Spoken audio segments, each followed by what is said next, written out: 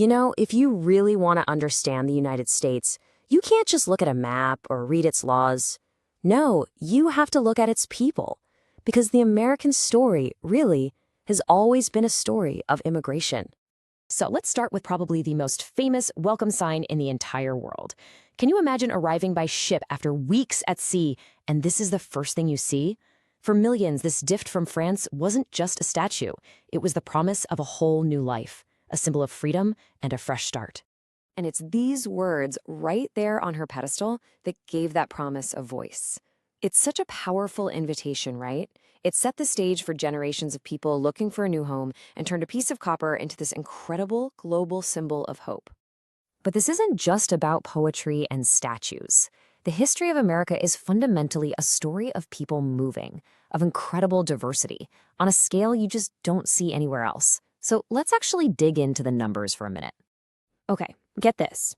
Throughout its history, the United States has welcomed more than 50 million immigrants. Just let that sink in.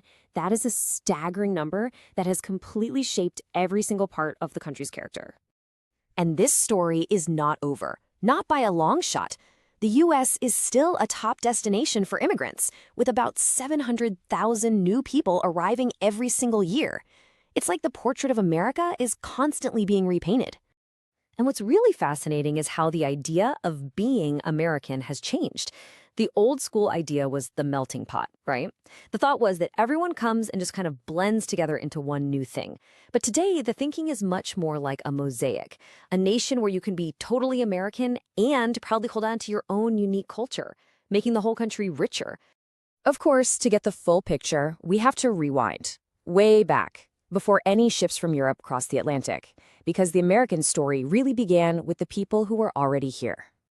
We're talking more than 20,000 years ago. Hunters and their families crossed a land bridge from Asia, becoming the continent's very first immigrants and its original inhabitants. Then, when Columbus showed up in 1492, he made a pretty big mistake. He thought he'd reached the Indies, and, well, the name Indians just kind of stuck. Now, the arrival of Europeans was absolutely devastating. Through war, new diseases they had no immunity to, and being forced onto reservations, the Native American population plummeted from an estimated 1.5 million people all the way down to just 350,000 by 1920. And yet their resilience is just incredible. And their contributions are literally woven into the fabric of America and the whole world.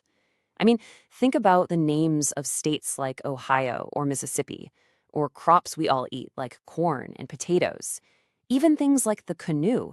Their legacy is everywhere. All right, let's jump forward now to the 19th century. This period saw these huge waves of immigration, mostly from Europe. Millions were looking for a better life, passing through what that poem on the Statue of Liberty called the Golden Door. People came for all sorts of reasons, but often it was sheer desperation. In the 1840s, a terrible potato famine in Ireland pushed millions to leave. Then in 1848, you had Germans arriving after a failed revolution. And starting in the 1880s, 2 million Jewish people fled horrific persecution in Eastern Europe. And for so many of these people, the actual front door to their new life was this little island in New York Harbor, Ellis Island. It was a port built specifically to process the enormous crowds of people arriving on America's shores. And the numbers here are just mind-blowing. Between 1892 and 1954, an unbelievable 12 million people were processed through these halls. So what that means is, for a huge number of Americans today, their family's story in this country started right here. But we have to be really clear about this. Not everyone came to America by choice. There is a much darker chapter in this story. An immigration that was forced, that was brutal, and whose legacy still shapes the country today.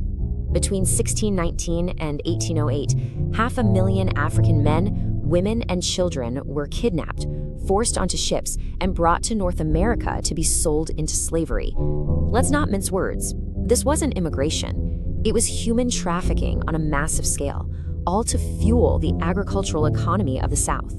The fight to end this institution literally tore the nation apart. The Civil War, which was fought from 1861 to 1865, eventually led to Lincoln's Emancipation Proclamation. But it wasn't until the 13th Amendment was passed in 1865 that slavery was finally officially abolished everywhere in the U.S. But look, freedom didn't mean equality, not even close. That fight went on for another 100 years, really reaching a peak with the Civil Rights Movement. On Hot Summer Day in 1963, more than 200,000 people from all walks of life gathered in Washington, D.C. to demand an end to discrimination once and for all. And it was on that day that Dr. Martin Luther King Jr. stood up and delivered one of the most powerful speeches in human history. His dream of a nation where people are judged by their character, not their skin color, became this powerful vision for America's long, ongoing struggle for justice. So, what does this American portrait look like today? Well, in the last 50 years or so, the face of immigration has changed again, dramatically, creating a modern American mosaic that's more diverse than it has ever been. This chart really shows you that shift in action. Two of the fastest growing groups in the country have been Hispanic Americans, with a population now around 27 million, and Asian Americans at about 10 million. Both are adding completely new textures to the nation. A lot of this change really kicked into gear after a 1965 law that got rid of the old national quotas. So by 1990, the main countries people were coming from weren't just in Europe anymore. Instead, you saw a truly global shift, with people coming from places like Mexico, the Philippines, Vietnam, China, and India. You know, President John F. Kennedy, who was himself the great-grandson of Irish immigrants who fled the famine, I think he summed it up perfectly. He said, "The secret of America is this constant mix of old traditions and new frontiers, a nation that is always reinventing itself." So, from the very first people who walked across that land bridge to the newest arrivals landing at the airport today, the United States is a country defined by the movement of its people. It's a portrait that's been painted over centuries, by millions of different hands, and it's never really finished. Which leaves us with one big question: what will the